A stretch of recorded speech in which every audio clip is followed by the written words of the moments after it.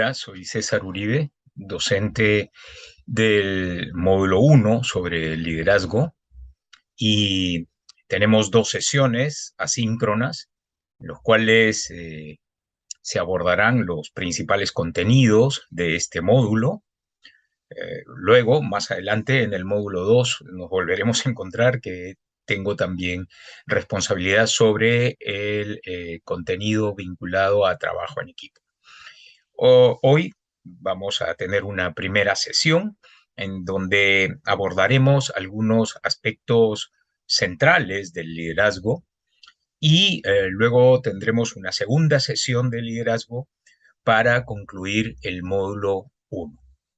Entonces, sin más preámbulo e introducciones, eh, vamos a empezar por presentar esta sesión número 1. Es importante considerar que el liderazgo, así como el trabajo en equipo, si bien son dos módulos que están separados, eh, en la práctica, ¿no? Se requieren de ambos para tener una gestión adecuada, ¿no? Como parte, en todo caso, de una gestión adecuada, dado que una gestión, la coordinación, la dirección de fiscalías o de despachos, tienen otras variables que tienen que ver propiamente con el funcionamiento del Ministerio Público, pero dentro del aspecto humano, el liderazgo resulta clave para poder llevar a buen término las gestiones, ¿no? Así como el trabajo en equipo. El trabajo en equipo es sustancial para poder obtener logros, conseguir metas y objetivos también. Entonces, como ya lo había anunciado, tenemos el módulo 1, liderazgo. Sesión 1, abordaremos las principales teorías, explicaremos sobre los tipos de liderazgo y analizaremos también cuáles son las conductas improductivas en los directivos o los que tenemos alguna responsabilidad sobre personas, ¿no? Y en la siguiente sesión sobre el liderazgo nos ocuparemos básicamente del liderazgo transformacional como alternativa propuesta desde el desarrollo de estos contenidos. Como todo hecho humano, el liderazgo tiene una serie de explicaciones, ¿no? Una gran pregunta, la gran pregunta que siempre se hacen en estas discusiones es si el liderazgo se nace o se nace para ser líder o se aprende, ¿no? ¿Se hace o se nace? Esto aún sigue siendo una discusión. Muchos discuten a favor de que hay características que son importantísimas en las personas líderes y que estas características, en la medida en que estén presentes, contribuyen al ejercicio adecuado del liderazgo. No obstante, también se ha estudiado y hay evidencias también de personas que aparentemente durante sus primeros años de vida y sus etapas iniciales de vida no demostraban, digamos, cualidades que años más tarde, tal vez en el ejercicio social o en el ejercicio político, en el ejercicio profesional, sí demostraron tener, ¿no? Y entonces se puede hablar de que el liderazgo se aprende también, ¿no? Las teorías han tratado de explicar el origen y cómo aparece el liderazgo. Y no podemos ser concluyentes, ¿no? No podemos ser concluyentes porque hay tantas evidencias de un lado o de otro, en los dos extremos, o se aprende o se nace,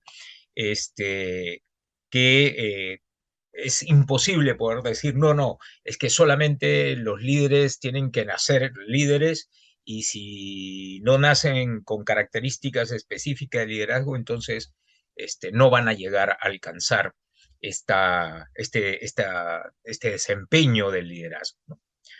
Veamos, revisemos algunas teorías que tratan de explicar.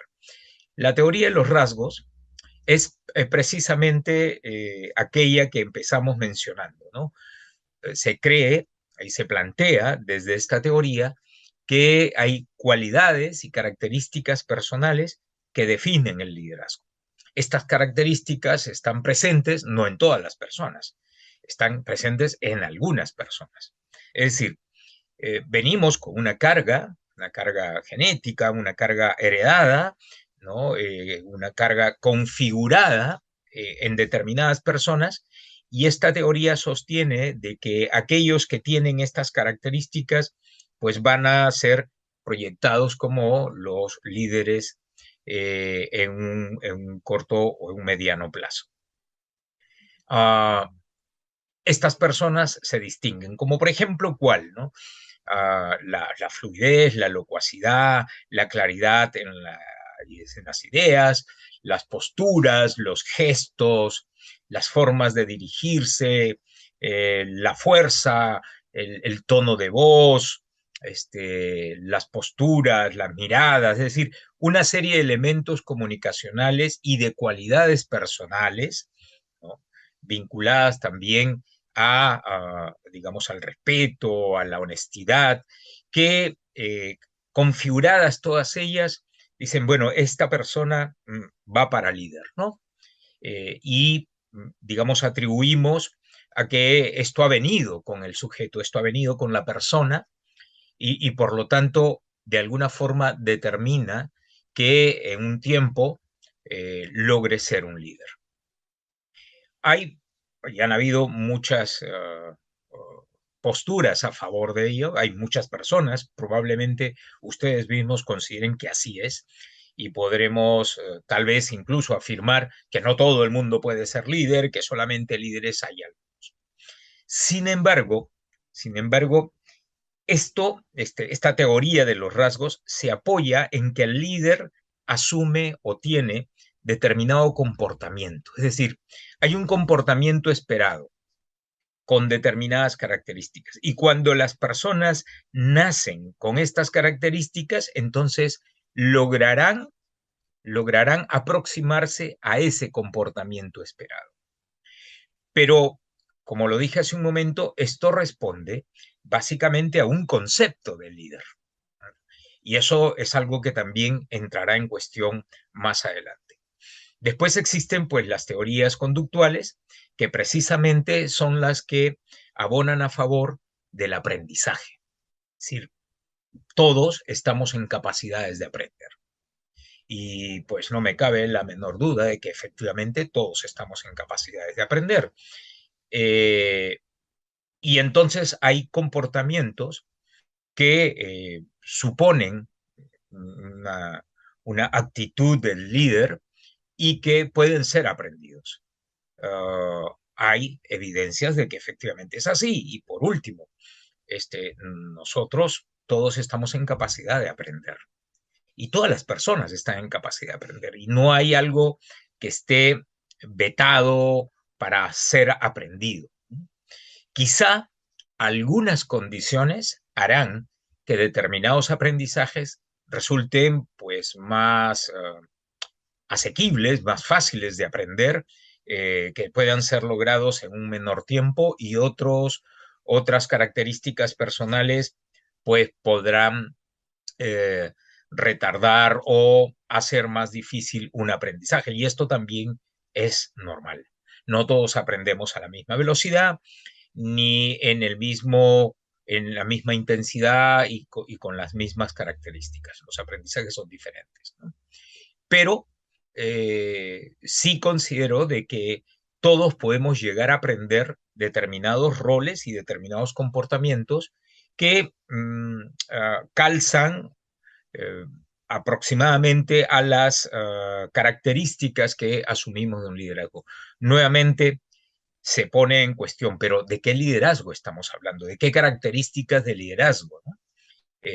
Todavía no hemos llegado a decir qué cosa es el liderazgo. Estamos asumiendo que hay un liderazgo que todos seguramente imaginamos, porque así lo hemos concebido durante muchísimos años, de este liderazgo que es el que dirige, orienta, conduce, motiva y genera en las personas cambios, movilizaciones, o también nuevos aprendizajes.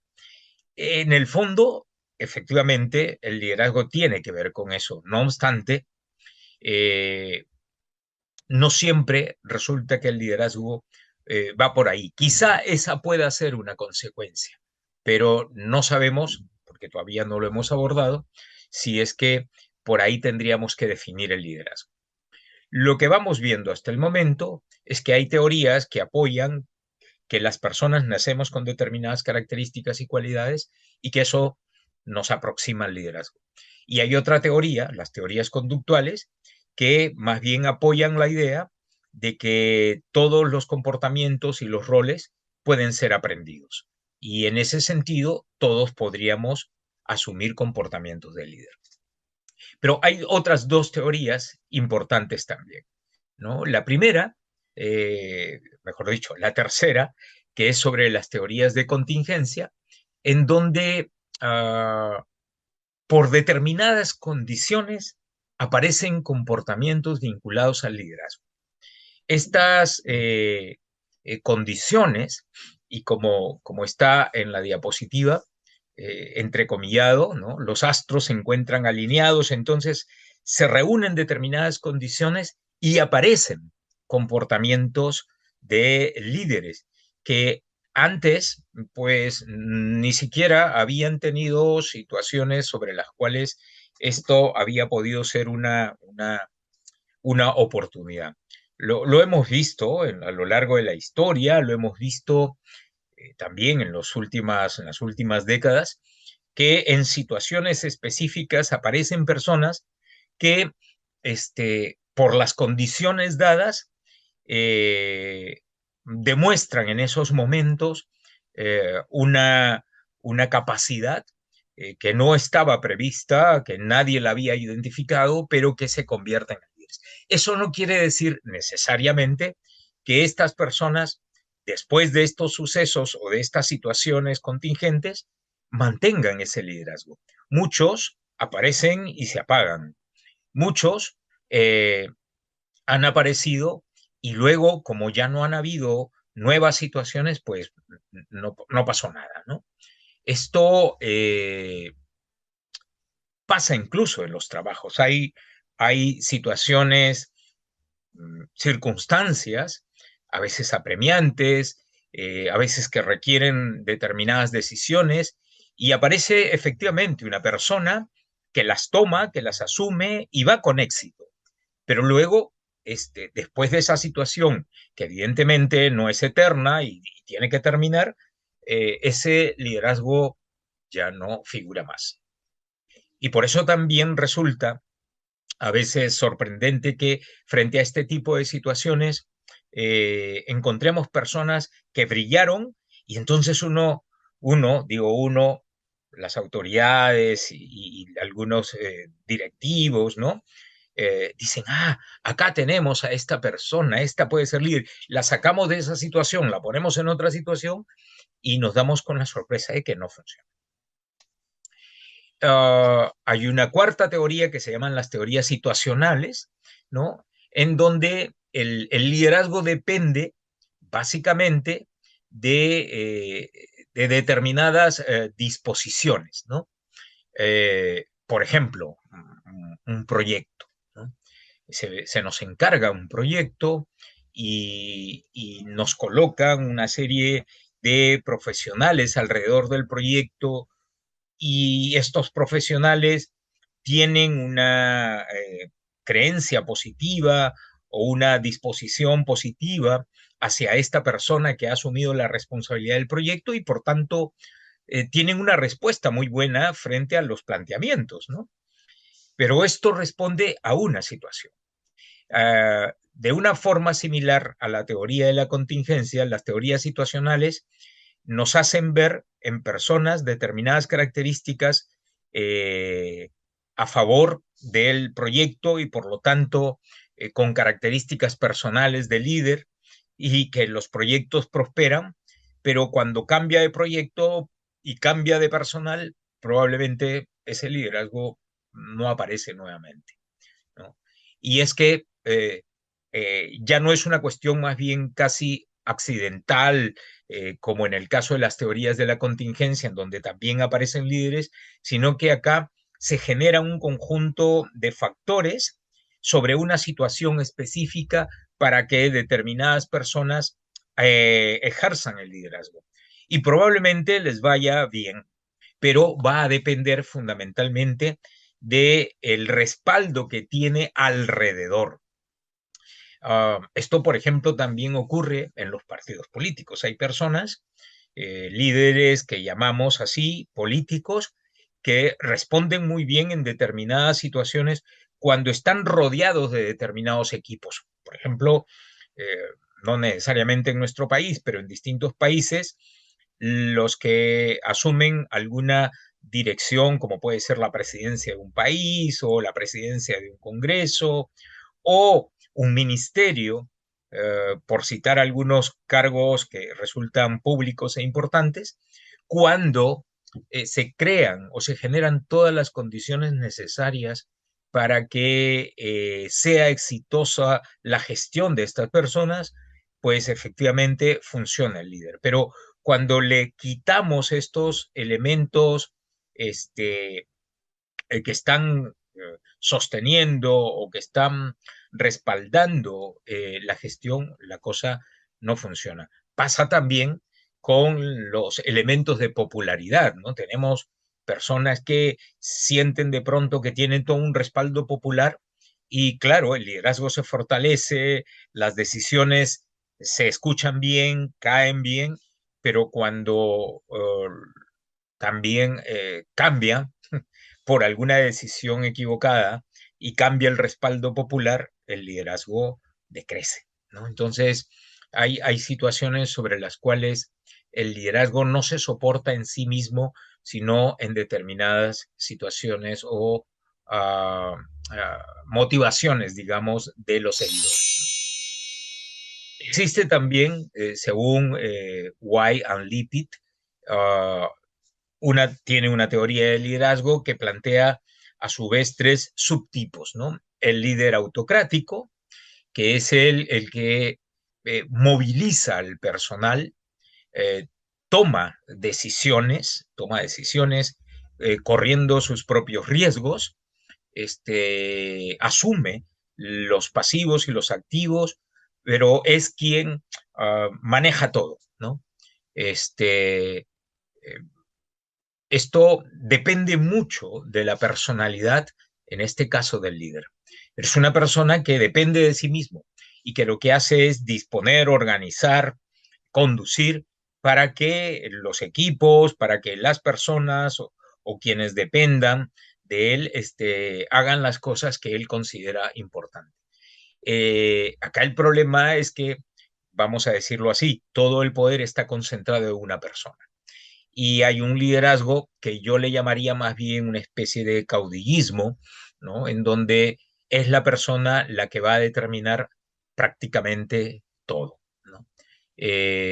Y hay un nivel de dependencia del funcionamiento de las organizaciones sobre esta persona. En el otro extremo encontramos el líder abdicrático, que es el que deja hacer y deja pasar, ¿no? Lo pone todo en manos de los demás, ¿no? Es cierto, él está presente, eh, él propone, pero luego deja todo, ¿no? Deja todo. Yo ya les dije, yo ya les advertí, y claro, cuando las cosas fracasan, son culpa o son culpables los que ejecutaron. Y cuando las cosas tienen éxito y dan buenos resultados, son gracias a sus indicaciones, ¿no? Entonces, es una persona que está en una posición eh, relativamente cómoda, en el sentido de que nunca va a perder. Sin embargo, este tipo de líder no asume responsabilidades. Esta teoría explica este comportamiento o esta actitud liberal, ¿no? En donde yo sí digo, explico, digo, señalo, apunto sobre las personas que están bajo mi responsabilidad, pero yo no asumo responsabilidades con ellos, ¿no? Yo ya di la indicación y eso es suficiente.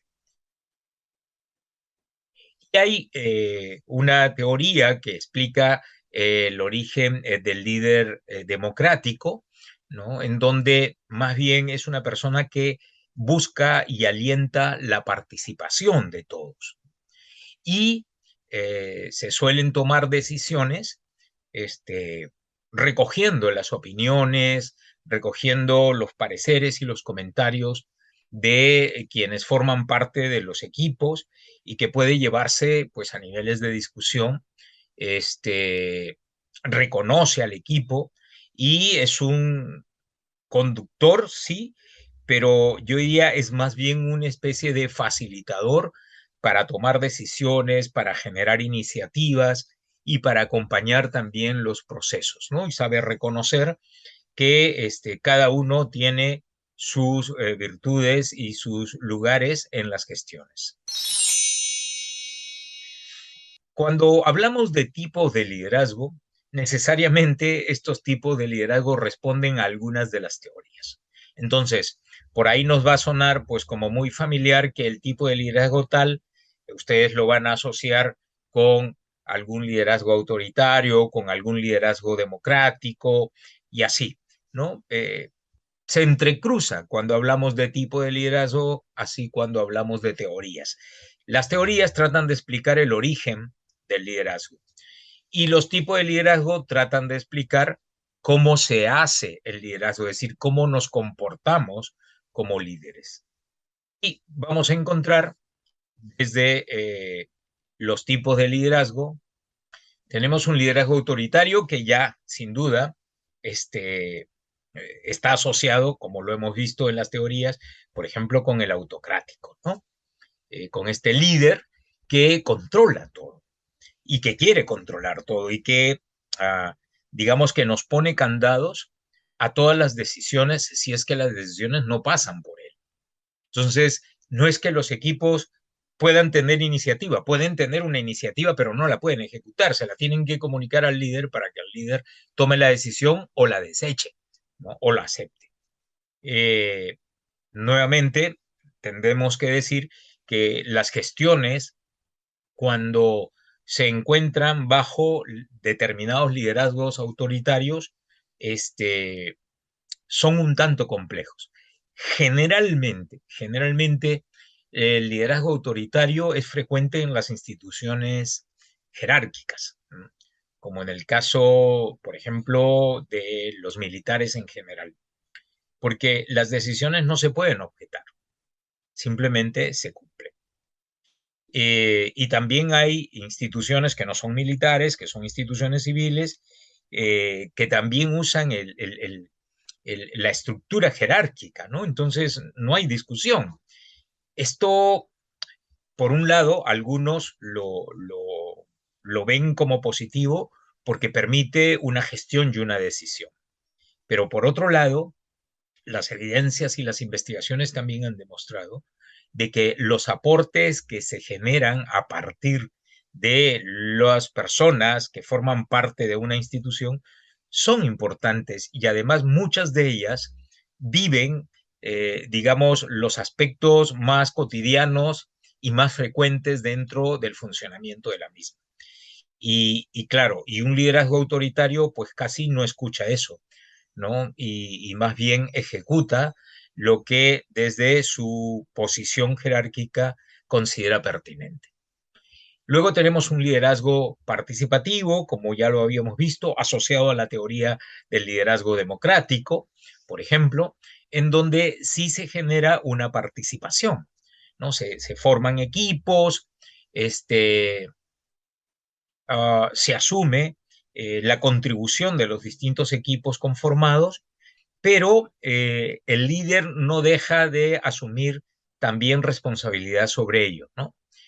No obstante, yo creo que este tipo de liderazgo es un paso adelante si consideramos que podemos organizar una gestión a través de la conformación de distintos grupos, comisiones o equipos que van a alimentar, que van a contribuir, que van a aportar, así como que también van a opinar sobre los procesos que una oficina, un despacho o un tribunal puedan ir decidiendo, ¿no?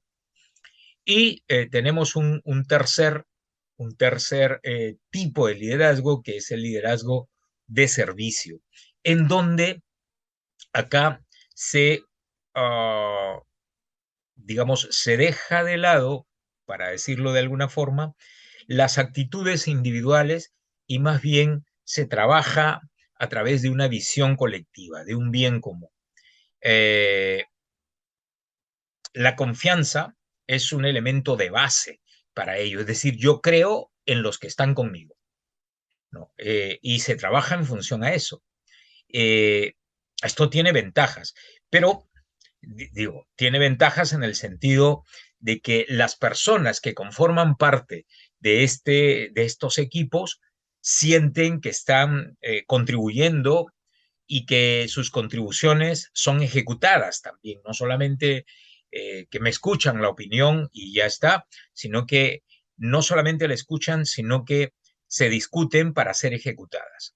Y esto es motivante. En todo trabajo, cuando sentimos que nuestras ideas están puestas en escena, están puestas en juego, sentimos que somos importantes, que la importancia y el valor de las personas que constituyen un equipo son valiosos. Y creo que es muy natural sentirse, digamos, con altos niveles de satisfacción cuando sentimos que somos tomados en cuenta y que somos valiosos también. Las personas que tienen responsabilidades, vamos a llamar jefes, ¿no? Cometen algunos errores que los van alejando de pasar de esta posición de jefe a líder. Por el contrario, nos va poniendo en tela de juicio, ¿no? Vamos a ver algunas conductas que no son, que no ayudan a un liderazgo como lo estamos queriendo, sino más bien nos van alejando de que las personas nos vean como líderes. Aquí hay algo que quiero comentar muy rápidamente. Si bien es cierto, en el funcionamiento de una organización o de una institución, encontramos funciones como jefes, directores, coordinadores, asesores. Estos nos dan un poder legal, nos dan un poder de contrato, ¿no? Entonces, si yo soy director, tengo que cumplir determinadas funciones. Si yo soy fiscal superior, tengo que cumplir determinadas. Si soy fiscal auxiliar, lo mismo. Es decir, esta ubicación laboral nos da funciones, pero no nos hace líderes. Y entonces aquí viene una distinción a veces pasada por alto, pero importante cuando hablamos de liderazgo, de plantearla, y es que el jefe responde a el cumplimiento funcional de una institución o de una organización.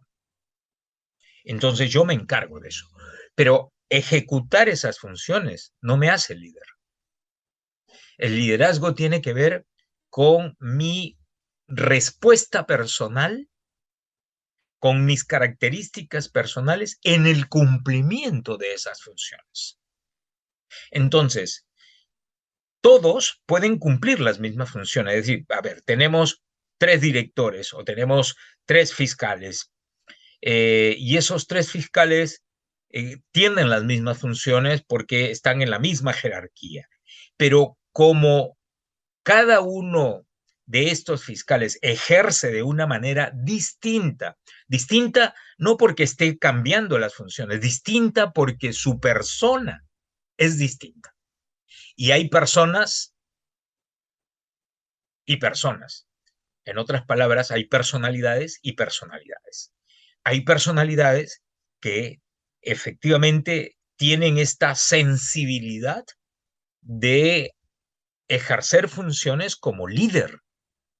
Y hay otras personas que tienen una personalidad que ejercen sus funciones como jefes. ¿Y cuál es la diferencia?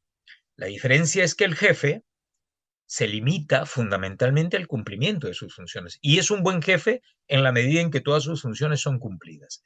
El líder no solamente cumple sus funciones, de hecho las tiene que hacer, pero la manera como gestiona estas funciones, cómo logra cumplir estas funciones, están diferenciadas del jefe, porque introduce elementos como, por ejemplo, el diálogo, la participación, el buen trato, la consideración, la valoración, la comunicación eficaz, el trabajo en equipo.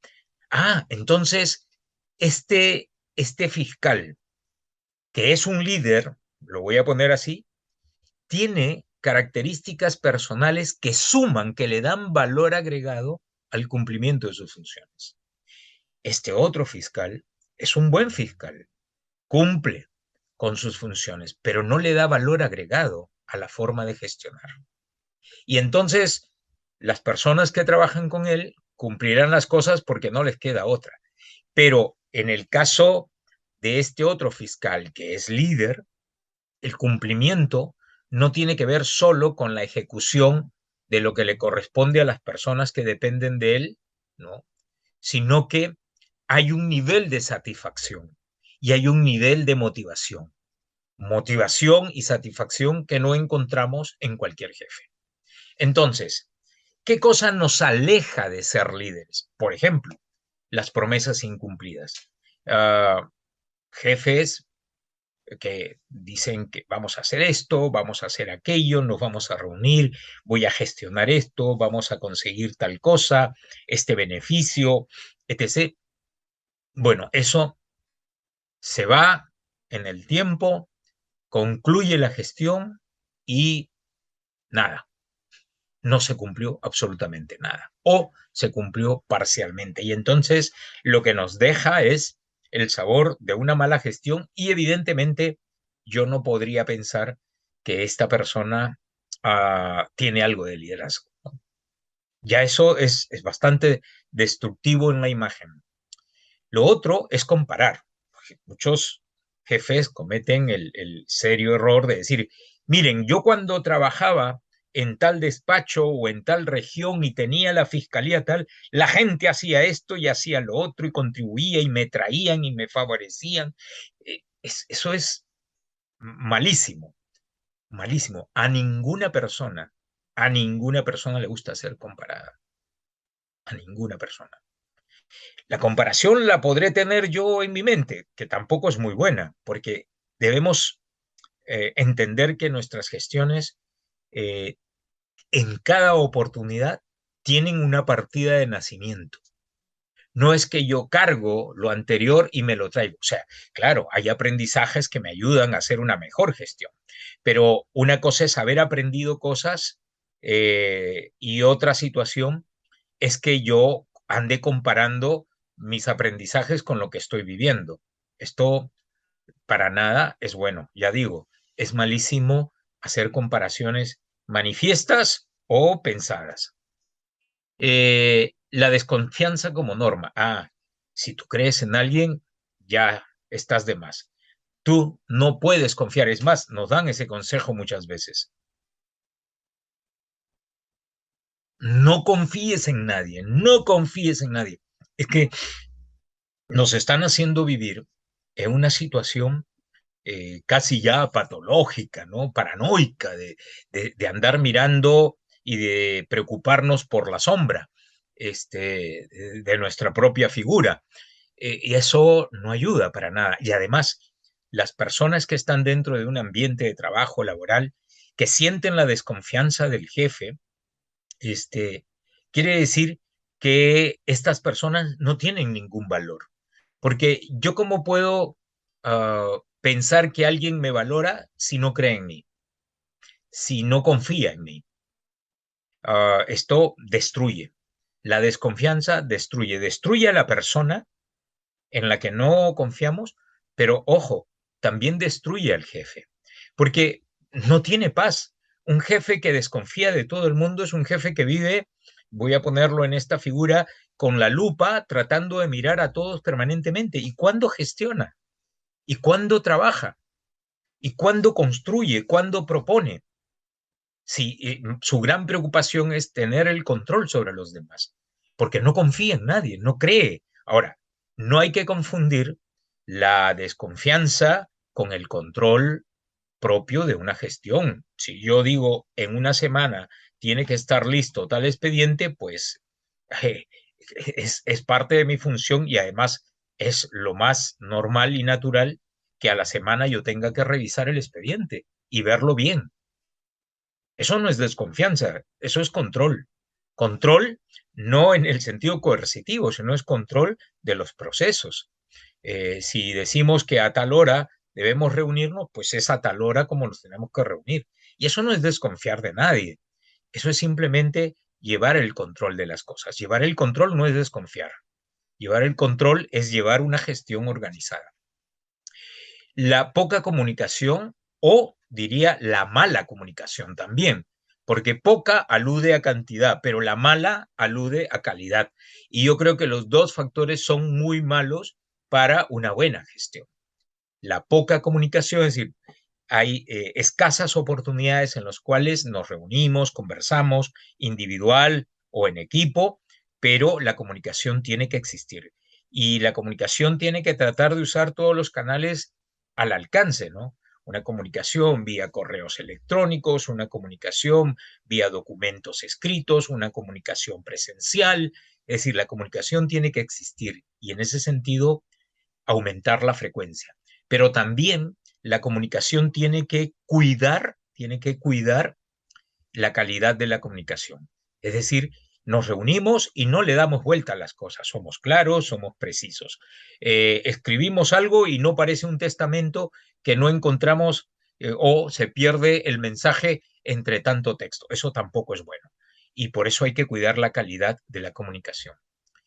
Algo que es terrible es apropiarse de los méritos, ¿no? De creer que el logro trabajado por todo el equipo es mérito mío, ¿no? Eso es realmente humillante para quienes trabajaron.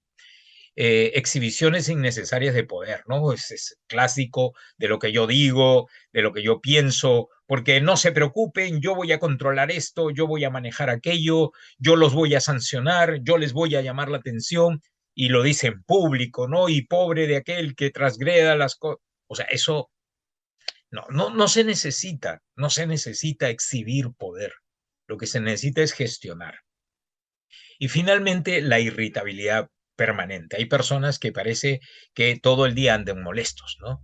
Por la expresión de su rostro, por el tono de su voz, por sus actitudes, por su manera de dirigirse a los demás, y también a veces pasa esto por la humillación, ¿no? Oye, ¿qué expediente es este? ¿Qué absurdo? Esto no lo enseñan ni en el primer año de derecho, etc., etc. Y siempre anda renegando y ya genera una situación de temor y de poca motivación también. Bueno, hasta aquí hemos llegado. Damos un poco por concluida esta primera sesión. Nos reencontraremos en una segunda sesión en donde abordaremos el tema del liderazgo transformacional.